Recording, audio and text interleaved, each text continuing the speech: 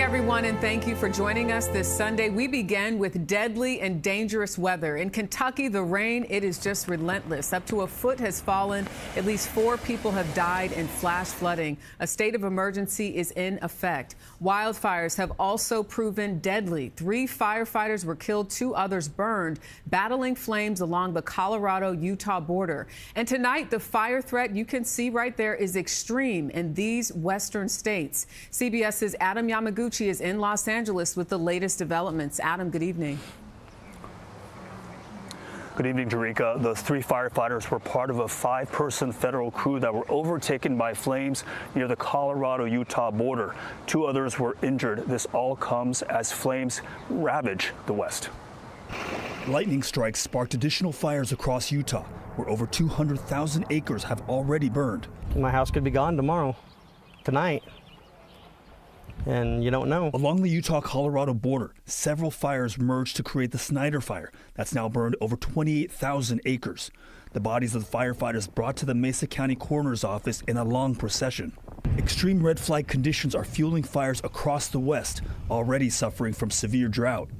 In southern Utah, the Cottonwood Fire has burned nearly 100,000 acres, destroying part of a ski resort, condominiums, and mountain cabins. Instead of a perfect storm, it could be a perfect firestorm. Reva Duncan, head of grassroots wildland firefighters, says cuts to the U.S. Forestry Service compounds the risks that fire season brings. This is early for Utah. It's a little bit of a bad omen for the rest of the fire summer. More than 1,500 miles east, the emergency is too much water. The situation now deadly. The running water was so scary. Torrential rain turned Kentucky roads into rivers, flooding homes and forcing rescues from cars.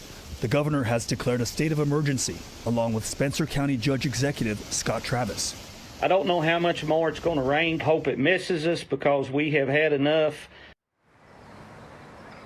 Search and recovery efforts are ongoing with more flash floods still possible. Meanwhile, out west, crews are bracing for conditions to get even hotter and drier as the summer wears on. Jerika? Adam Yamaguchi in Los Angeles, thank you. Well, fires, flash floods, and now blazing heat for much of the country. CBS News meteorologist Andrew Kozak is tracking the danger. Andrew, good evening. Yeah, Jerika, chances are you will be affected by extreme weather if you haven't already. The first thing I want to talk about, the flooding, and we've been dealing with that across portions of Tennessee and Kentucky. The color coding you see here, orange red, indicating 6 to over 12 inches of rain from Friday morning to Saturday night, on top of what we've already had. Rain is over, but the flood warnings continue, so we have to be very careful in those areas. The next thing lots of folks are going to be affected by, if not already, is the fire danger, critical for the Four Corners state. Low humidity, we're looking at conditions anywhere between 50 and 60 miles per hour when it comes to the winds. Places like Beaver County, the Cottonwood Fire, 0% contained. The next thing I want to talk about is the heat. Massive heat wave for millions of Americans, over 100 million to be exact, starting to move in by the time we get into the beginning of the week. So once that heat and humidity builds, we'll start Monday off with temperatures we'll feel over 100 degrees to the south, starts to move up by Tuesday, and by Wednesday and Thursday, it's the northeast corridor. Places like Washington, D.C. and Philadelphia could feel between 105 and 110. Andrew Kozak, thank you so much.